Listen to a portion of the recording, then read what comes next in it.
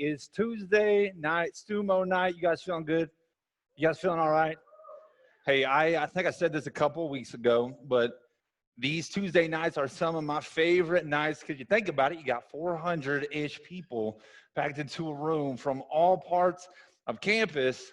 And, we come here to learn about our faith. We come to investigate about our faith and learn to grow in our faith. It's kind of cool thing about it. If, at the very least, you look around and you're like, man, I'm not the only one looking into this. We come from all over campus. We're a big family, right? K-State, we're a big family. Anybody in here in the Greek system, they live in a fraternity or sorority? Raise your hand. Yep. Okay, we got some of y'all out there, loud and proud. Anybody on an athletic team in here? Yeah, there we go. We got some in the balcony up there. Okay, cool. What about the dorms? We got any dorms in here? Okay, there you go. Proud, represent. Anybody live off campus? We love you guys too, right? Yeah, there you go. Some off campus folks. Hey, I think it's kind of cool to think about it. We're all over campus coming together to investigate our faith. That's a really, really cool thing. And hey, we've also got a group of people in here I want to give a shout out to. I told them I'd give them a shout out. Traveling 45 minutes from the capital city of Kansas, Topeka, Kansas. We got some Washburn, Ichabod athletes in the house. Let's give them some love. Let's give them some K-State family love. They're all right here. You can wave if you want. Yep. I'm glad you all made it. I'm glad everybody's here. We're continuing our American Idol series. And as you know, we're talking about entertainment tonight, but we've got to understand one thing first. What the heck is an idol? Nobody uses that word anymore, right? So an idol in our minds is probably a carved wooden image that is hollow. What is an idol? We don't use that language today. So I think it would be good for us just to redefine it. We've talked about it before, but what is an idol? It is the thing or person loved, wanted, desired, treasured, or enjoyed more than God. Now, when you put it that way, it could literally be anything. Something or a person or a thing loved, wanted, desired, treasured, or enjoyed more than God. And we talked about some of these already. So that means it could be a relationship. It could be your grades. It could be status, money, success, pleasure, hobbies that you might have, security, purpose is the thing or person loved, wanted, desired, treasured, or enjoyed more than God. Now, the reason why we're spending time talking about this on these Tuesday nights, we're taking a whole series to do an entire half semester, is because of this. The things that we're talking about in themselves aren't necessarily bad things. But if they take the place of God, it can become a dangerous thing because of this. It won't give you life like God can give you life. It will not give you life like God can give you life. And tonight we're talking about the ever-beloved entertainment. Now, I'm not going to be the one up here to say, hey, entertainment is for the devil, okay? Now, that's probably what you guys might be thinking at this point. But I'm an entertainment junkie. I love to be entertained. I'm an experienced guy. Anybody go to the movies and have to get the popcorn and have to get the Reese's Pieces and the Big Pop? That's me, okay? So I show up. I'm with my friends. I've got to get all of those things. I love to experience it. If you want to talk to me in the movie, you can talk to me. I know some people are passionately against that. Don't talk to me in the movie, but go ahead and talk to me, all right? I love to talk about it after as well. Any and every form of entertainment, I'm very, very easily entertained. I'm a sucker for a good movie. Now, the thing is, if we allow these things that we love, the entertainment that we consume, take the place of God, it becomes a dangerous thing. Now, one thing I want us to do, just real quick, I can't hit every aspect of entertainment. You could literally be entertaining yourself by drawing stars on your handout right now. Or it could be virtual reality. All of these things can be any type of entertainment. Now, I'm going to go through kind of an evolution of entertainment, all right? And I'm going to go through this pretty fast. If you like it, make some noise. If not, just sit and be entertained. We started literally sitting around a fire telling stories to each other, right? People would actually tell stories. Someone made some noise for the fire. That's what I'm talking about. Sit around a fire, you tell stories, people actually listen. Isn't that crazy? They actually listen to you when you told a story. Then you fast forward a few hundred years, you got the gladiator arena. People would show up to watch people go at it in a gladiator arena. Anybody seen the movie Gladiator? Yeah. Are you not entertained? I had to say that. There's a joke going on with our staff team about that movie, and I had to slip it in there at some point in this talk. But thousands of people would gather around. This would be the highlight of their day. You think about Shakespeare that would show up to these plays. You guys know what a book is? Anybody in here ever read a book before? Hey, I'm proud of you. I don't believe you. I don't believe you either. I'm just kidding. People used to read books for entertainment. The Olympics, the first one ever held in Athens. We've come a long way since then. We've upped the game a little bit, and each and every year, we just try to beat the next one. We just try to beat the last one, try to be better than the years before. You think about the TV, right? 3 channels. Your grandpa always said, hey, yeah, I had 3 channels. I'm like, Grandpa, I know you had 3 channels. Quit telling me that story. You told me like 50 times already. Now we've got IMAX. You can literally go to an IMAX and watch something in 3D. They say there's 4D now, right? You can actually smell and feel air as it's pushed through in 4D. Never experienced it, but we can do it now. Think about music, where music has come from, right? You got concerts. You've got the individual listening to music. You got records. Does anybody know what this is? 8-track. 8-track. My grandma had one of these. To tape. This is a portable CD player. It's called a Walkman. I actually had one. You put it on your side and you kind of like walk around with it. Feel pretty cool when I had that, but looking back, that thing was kind of lame, but it was good for its time. The iPod, the iPhone, now you can personalize your music. Let's keep going. This used to be social media right here. You guys know what this is? Some education for you. This is a bulletin board. This was old school social media. Put your picture up there, and I'm guessing that's how you announce weddings and that you had kids and stuff. You just put that up there. It's a bulletin board. We moved from that to MSN Messenger. Anybody know what this is? I literally was doing this in 5th grade. I was typing. You sign in and you type, and then you can still see the little dots going on. And I remember typing my friends and be like, hey, this is crazy. We could actually, you're over there, and I'm over here. We're talking, I know. And then that was kind of the end of the conversation in 5th grade. That's as far as the conversation got. You had MySpace, where you could actually rank your friends 1 through 10. It created a lot of drama. Facebook, Twitter, Vine, Instagram, Snapchat, TikTok. Then you got endless streaming with Netflix. You got endless streaming with YouTube. You've got a literal show called American Idol built on entertainment. You've got the gaming systems, right? Some of these, Nintendo 64, let's go back to that one. That was near and dear to my heart. You got the PlayStations. Don't forget about the GameCube or the Wii. The new ones are coming out. Who's a PlayStation guy? Who's kind of a PlayStation, Xbox? You guys have vibes here? PlayStation, okay. That's coming out now, virtual reality. So how in the world did we get here? That might have seemed like a lot, and that was very, very intentional. The reason why I shared that is because we live in a culture that's inundated with entertainment. You literally wake up, your phone rings, buzzes, you move to the next screen, you move to the next screen. We could spend every single day, if we wanted to, being entertained if we wanted to.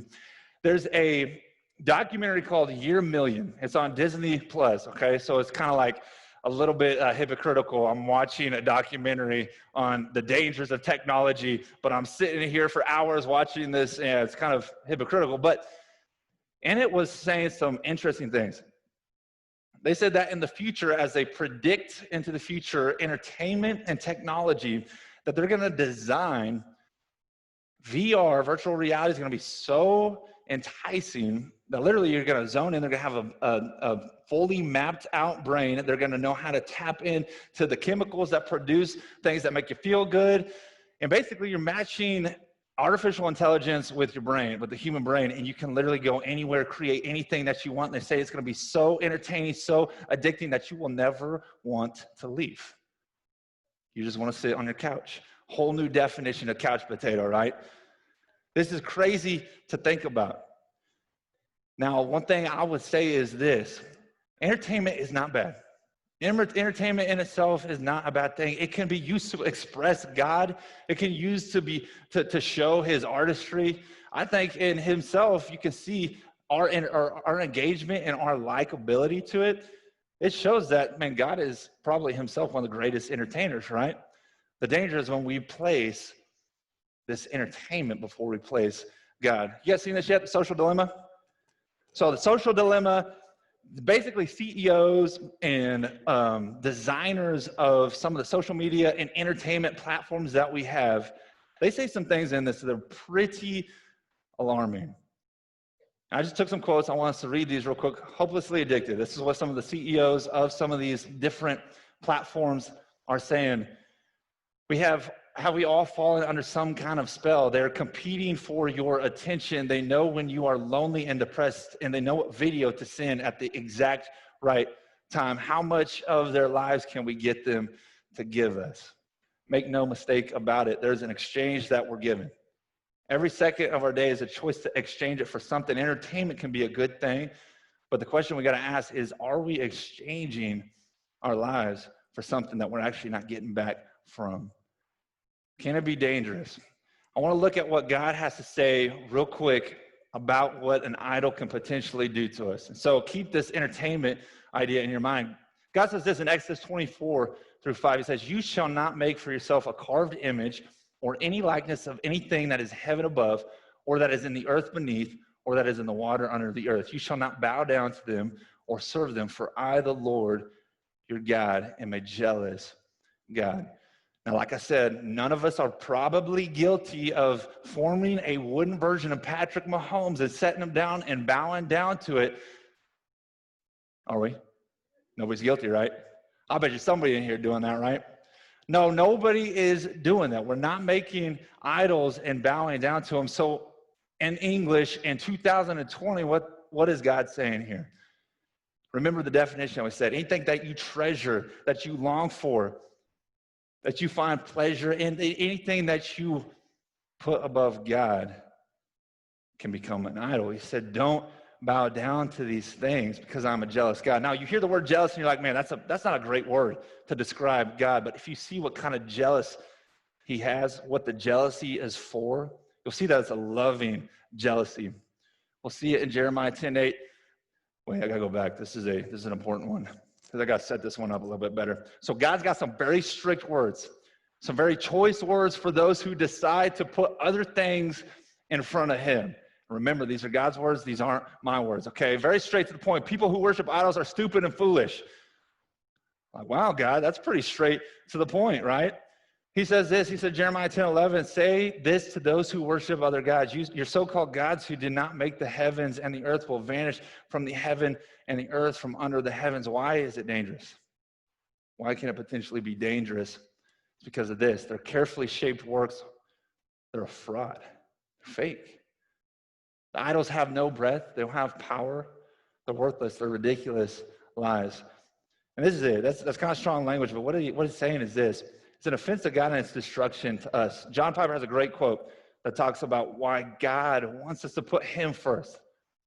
Put him above entertainment, put him above anything. He says this, he is jealous that he be honored by being treasured. And he is jealous that we be satisfied by treasuring him. So he is jealous in a loving way, and he is jealous in a righteous way. And if we find God to be so boring or so negligible, then we must put other things in his place that really satisfy us more than he does. And we not only offend him, but we also destroy ourselves. He's saying this. Entertainment in itself, I've said this multiple times, is not a bad thing. But if we are clinging to it, if it's the first thing we're going to, if it's what we're trying to, as Tristan was saying, use to cover up some of the harder things in life, he's saying it's a dangerous thing because it's lifeless. It's nutritionless. It's not going to give you what you need. But God says this, I am the Lord, the only true God. So is entertainment totally evil? Absolutely not. It isn't. But if we put it in God's place, it can become that because it won't give you life like God can. And so what I want to do for the rest of the time, this is what I want to do. We can't go be monks, right? We can't just go live in the mountains and get away from all of the entertainment. That probably isn't the most useful way to live our lives, right? So how in the world do we keep God first while we live in an inundated entertainment culture? And so I've got 3 questions that I hope will help us to figure out whether or not we're putting God on the throne of our hearts or we're putting entertainment on the throne of our hearts. The first one is this. Am I connecting or am I just consuming? Am I connecting or am I just consuming. You were meant to connect. You were meant to connect with God first and foremost, and you were meant to connect with people.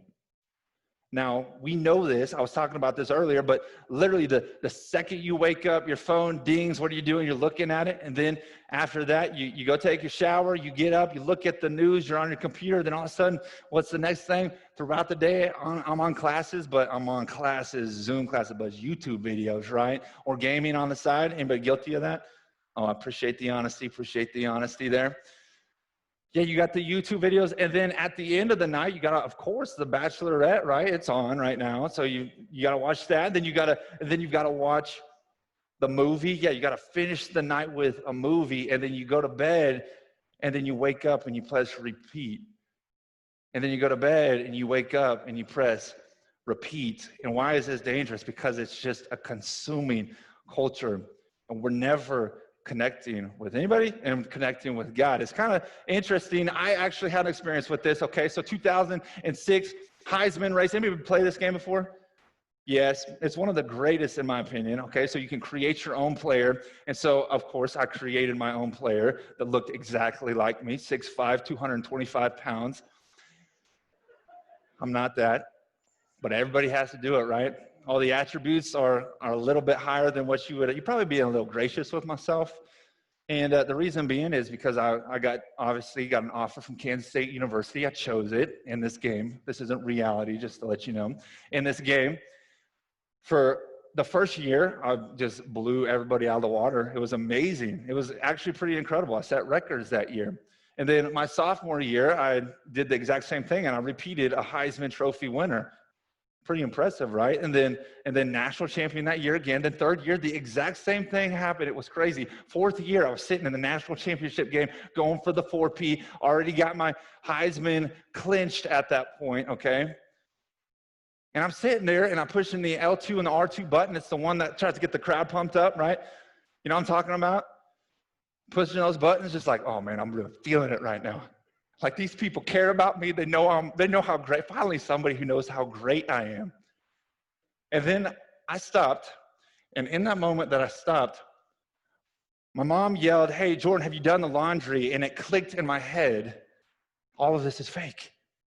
All of this is not real. There's not anybody who knows any of my stats. And I spent hours, I spent weeks, I spent months in high school just playing this game. Now, playing a couple games here and there, that's not bad at all.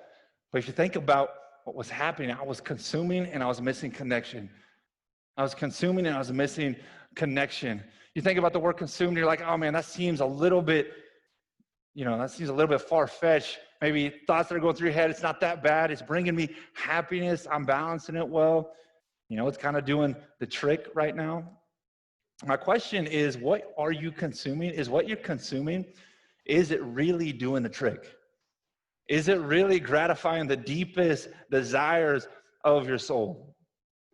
The things that you are actually really longing for, is the entertainment doing the trick? And based off of what the Bible says here in John 6, Jesus says that as the living Father sent me, and I live because of the Father, so he who feeds on me will live because of me. He who connects with me will live. But if all we're doing is consuming, and what we're consuming is not God, is not connecting with God, the danger is this: it's nutritionless. You need nutrition. You need to grow up. You need food. You need to move on. But if you eat cupcakes for your entire life, you will not grow up. You will probably have some deficiencies later on in life. In the same sense, spiritually speaking, if we never connect with God, we'll be malnutritioned sons and daughters of God. Or if you're not following him, you're not a son or daughter of him, then the question you got to ask yourself is, man, is this really what I'm looking for? Is this really all life is? The same idea, if you think about the screens, this is kind of a crazy example. Blake Slaughter was actually sharing this with me, what the screens have done. So we used to sit together in a circle, right, looking at each other. Then you get a TV. We're all in the same exact room. So it goes from a circle to now we're all in the same room. We can still talk to each other, but we're facing a TV screen. This is one that I put in here just because I think it would be a baller place to watch some football games. A bunch of TVs in there. That'd be fun to have that. But then you've got TVs in their own rooms, and now you've got the family that's separated, and you go as far to say that we've all got screens in our hand. We don't have to look at anybody. I don't have to talk to anybody. It's just me and my phone. I could just consume.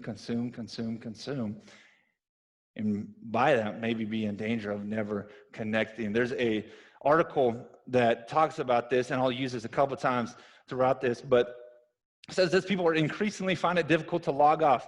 And that's no accident. Our technology is designed to be addictive. Our technology is designed to be addictive. Man, I lost the place. To such an extreme degree that they spawn apps to keep you from using apps.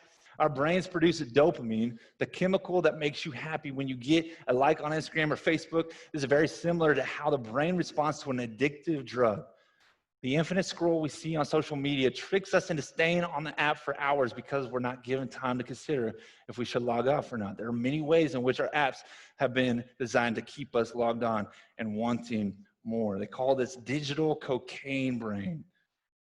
We have literally consumed so much as an American culture that our dopamine processors don't produce dopamine for the things that are meant to give us life.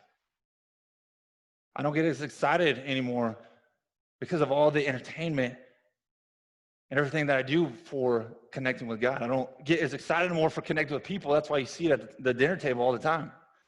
The things that God originally made us to connect with and to receive dopamine from, we have blown those processors out. Digital cocaine brain. Kind of crazy to think about. Dan Bilzerian is a guy who's a poker player. He's an actor. He is just an adventurous in general and a thrill seeker. This dude has a ton of money. He's literally done everything and anything he can under the sun to please himself, to entertain himself. And this is what he says. So for a lot of people, there's this emptiness. There's nothing left to chase. There's nothing else to do. And your life is just about possessions and up in the ante. And now I got to get a yacht, and now I got to get the biggest yacht, and now I need to buy an island, trying to find something to fill that void because you've sort of set yourself up or set your life up to chase. The question I ask ourselves, or want to ask us, is this: is what we've set ourselves up accidentally to chase giving us the nutrition that we need? Psalm 63, 1-2, David describes how he longs after God. He's in a little bit different scenario, the entertainment culture. He's not nearly as inundated. But he says this: "Oh God, you are my God. Earnestly I seek you. My soul thirsts for you. My body longs for you in a dry and weary land where there is no water." So David is saying this: I am extremely thirsty. I'm extremely thirsty, and I'm looking around, and there's nothing around me outside of God that can fill me. God, I know it's you, and it's you alone that can do that. I'm thirsty. There's nothing around me that can fulfill me like you can. It says this in John 4:13-15, "Everyone who drinks this water will be thirsty again, but whoever drinks the water I give him will never thirst again. So therefore, seek first his kingdom and his righteousness, and all these things will be given to you as well." You will find life when you connect with God. You will find life when you connect with God. But you got to be mindful of the consumption, what you're taking in. So ask yourself, application, as you think about how in the world do I actually apply this to my life? What are my emotions inclined to respond to? What are my emotions inclined to respond to? Do I get more excited about that ding on my phone because of an Instagram like than I do spending time with God and His Word or connecting with another person? Who did it? Who picked up their phone? Anybody do it? I saw some of you guys pick up your phone. Yeah, you see that? Just inundated, right? The sound, the Snapchat ding, just when you hear it, immediately I want to pick it up, right? What would I rather be doing? Another question you can ask yourself. What would I rather be doing? Would I rather be spending time binging on Netflix, or would I rather spend some time actually getting to pour into something that's going to last forever? Like I said, not necessarily a terrible thing, but these are just good questions to figure out in your heart whether or not the entertainment is becoming an idol above God. What is my knee-jerk reaction? If I was squeezed, what would come out? If I was squeezed, what would come out? You've always heard it said before, what you eat is what you become, right? If I was squeezed, would lifeless things come out of me, or would life come out of me because of how I'm spending my time? You will find life when you connect with God. And it's important that we do this because it won't give you life like God can. Second question I would ask myself is this: am I being wise or wasteful with my time? Am I being wise or wasteful with my time? So we've all been there, right? We've seen this. We know what this is. The next episode is coming, but I've got my homework. I've got stuff to do. I've got a long list of different things that I need to get done. But by that point, it's already playing, right? You're already on to the next episode. So I'm going to make my decision after this episode's done, right? Now, we've all been there. You look back and you've got a test due that night, and you kind of go to your test about ready to take it, looking kind of like SpongeBob ugly right there, right? You kind of look like that, and you're like, man, where the heck did my energy go? Where's my energy when I needed that was supposed to do, that was supposed to give me what I needed to give me the wind that I needed to finish this, right? It's kind of interesting to me when I think about it that I a lot of times go into wanting to watch entertainment or wanting to kind of just be, like we were talking about, a consumer with entertainment. I go into it like tired and wanting some type of rest, wanting some type of pick-me-up. I just want to laugh for a little bit, which is a good thing.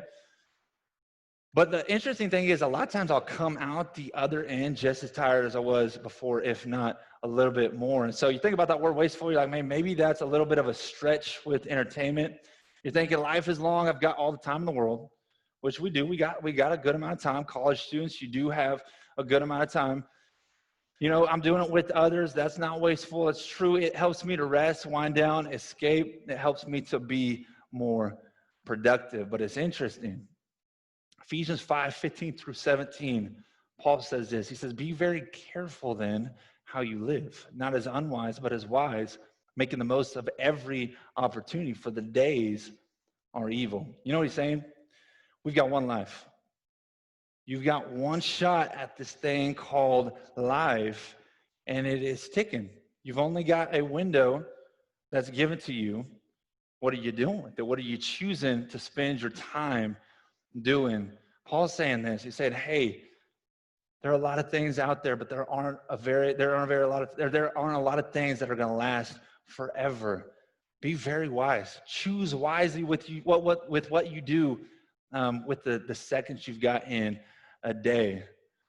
When you think about the idea of just even the screen time and engaging in entertainment and this idea of being wise versus wasteful, there's a study that we were just talking about. They said that the average number of hours that an American uses some type of screen time for any media or entertainment engagement is this number. What do you guys think it is?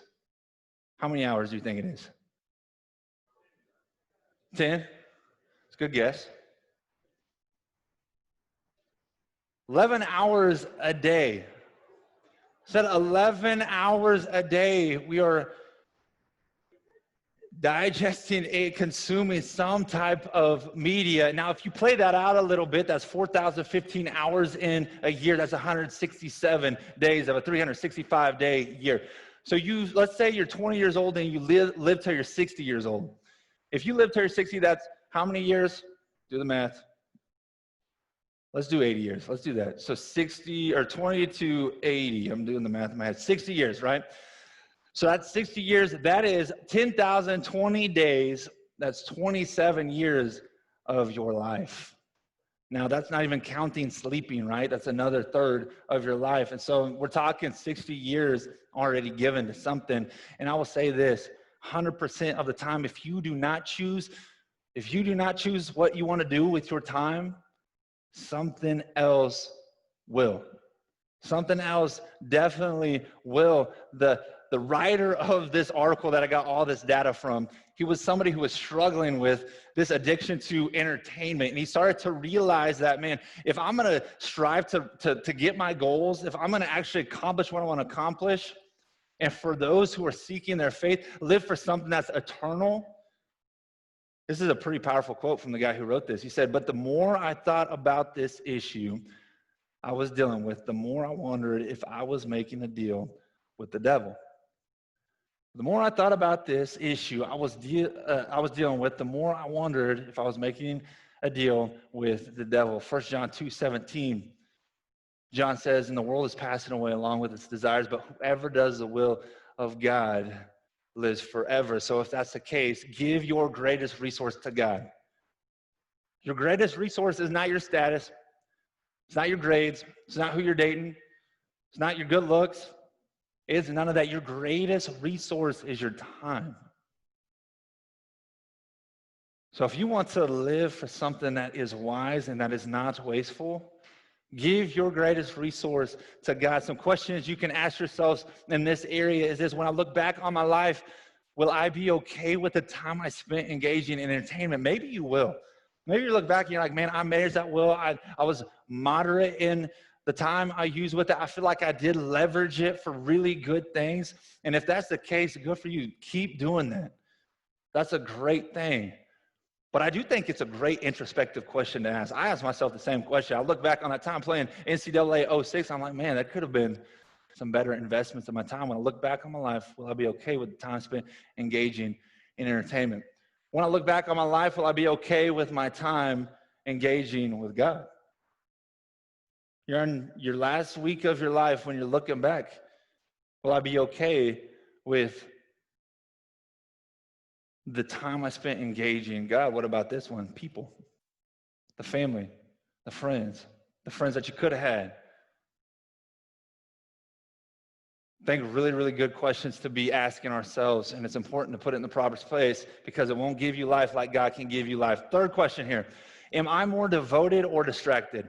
So when I'm engaging in entertainment, when I'm looking for some things to do, you know, a good question to ask of whether or not this thing is becoming an idol or take God's spot is, am I more devoted to God because of this, or am I more distracted from Him? Now, this is a picture of a guy with a shoe off, okay? If you guys can't tell, he's got a shoe off. And the reason why I've got this picture up here is because I have had a constant dream of my entire life over and over again. This is like a recurring dream of I'd show up to a football game. I've had it in all stages: high school football, college football, and NFL professional football. I'd show up high school football, sophomore, quarterback ends up getting hurt. You hear my name, Edwards, you're in, suit up, get ready to go. Start jumping up and down. I'm like, all right, I'm going to get warmed up. My foot's cold. I look down at my right foot and my cleat's not there. And in my head, I had two questions. The first question is, why in the world did it take till now for me to notice this? The second question is, how do I forget my cleat? So I run back to the locker room. I get my cleat. And as I'm running back, I'm like, man, they're going to put that punk freshman in. And I'm sitting there tying my shoe, and guess what? They put the punk freshman in. Dream ends. One of the worst dreams. It's a nightmare, right? Fast forward, K-State, one of my dreams. I'm in college. I have the same exact dream to play for K-State football. And as I'm in my dream, the exact same thing happens. And the coach says, Edwards, you're in, all right? The quarterback just got hurt. So I start jumping up and down again. And guess what? My same exact leg is cold again. I look down, and guess what? The same exact shoe is gone. Anybody else have dreams like this, or is it just me? Same reoccurring dream, all right? NFL football, I'm on the Chiefs. I'm not kidding. I've had all three of these dreams. NFL, I'm playing for the Chiefs at this point, and the quarterback gets hurt. It was way before Mahomes' time, so don't worry about that. Quarterback gets hurt. Edwards, you're in. Get suited up. I start jumping up and down, and in my dream, no joke, in my dream, I'm like, man, my leg doesn't feel cold right now. This is nice. My leg feels pretty good right now. And I look down, and guess what? The cleat was there. I was like, let's do this. And so I show up to the coach's side. I'm like, okay, let's do this. And he says, hey, where's your helmet? I'm like, couldn't find my helmet, didn't end up getting in the game. It was a sad story, never had a happy ending. Hopefully one day I'll have a happy ending to that dream. But the crazy thing is, I'm like, how in the world did such a small thing distract me from my dream? How did such a small thing distract me from my dream? I think in a very, very similar way, God has given us a great opportunity, a great gift to know who he is, to walk with him, to live for eternal purposes, to live for something that's going to outlive us. But I'm sitting down and I'm looking at this cleat that's missing. And in some ways, entertainment can become that missing cleat. We're sitting here engaged in this entertainment like I was saying earlier. We wake up in the day, we wake up and at night, we're falling asleep, and when we wake up, we pleasurefully play, and over that time, we're distracted from God. There's a couple of verses that talk about this. Jesus does. He says, many will say to me on that day, Lord, Lord, did we not prophesy in your name drive out demons and perform many miracles? Then I will tell them plainly, I never knew you. Away from me, you evil doers. So the scene is this. A couple of people die. They end up showing up on the porch of Jesus's house, which is heaven. And they're sitting there and they're like, hey, look at all of these awesome things that we've done. What's crazy is you look at Jesus' response. They're sitting there and they're saying, hey, look at all these awesome things we've done. But Jesus looks at them and says, who are you? You know what Jesus was telling them? He said, you were distracted. And while the time that you had on this earth, you chose to never pursue me. You chose to never to pick up my word and to get to know me. You chose to never talk to me through prayer. I went and I died for that.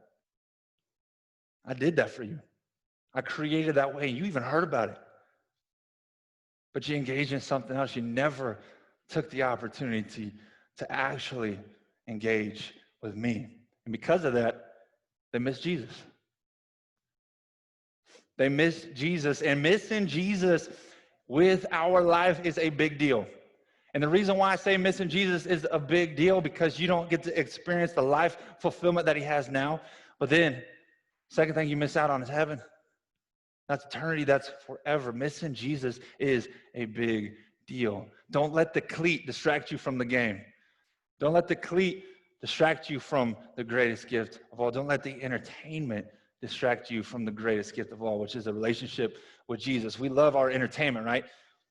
We love our entertainment. We love our entertainers. And the interesting thing, as you think about these different people, what have they ever given you, right? Maybe a few laughs. Maybe they've given you some just pure entertainment. You've just liked following them. You're intrigued by them. They're interesting people, and they are. And I think they're great representations, could be, of God's creativity, right? But the question is, what have they actually ever given you? We've given them a lot. We've given them our money. We've given them our time. We've given them our follows, our likes. But what have they given us? Not much.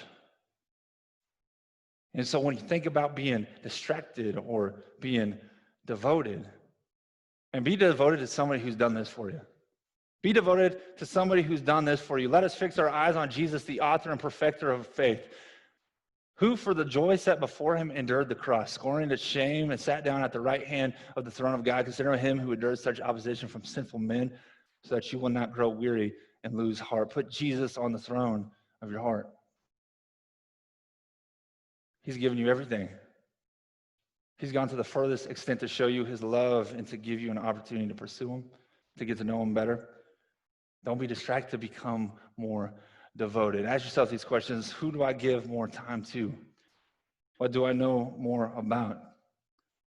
What would Jesus say to me if I showed up on his porch? These are just really good questions to wrestle through. And like I was saying, I think entertainment can be a really, really good thing, but don't let it distract you from the greatest thing. And I want us just for a second to step on a scale real quick and to kind of talk with each other, ask ourselves the question, just do some self-evaluation, trying to figure out, hey, where am I at with all of this? And so spend some time with the people next to you just answering these questions, and we'll have somebody come up right after that. But let me pray for us, and then I'll let you guys dive into this. God, thank you for this time tonight.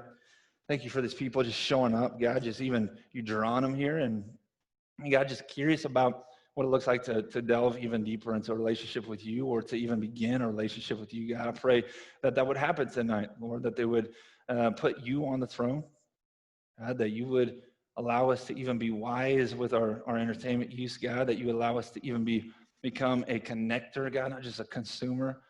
Lord, that we would be more devoted to you because of what we learned tonight and how you've spoken tonight. God, I pray that you just use it for your name, for your glory. In your name we pray. Amen.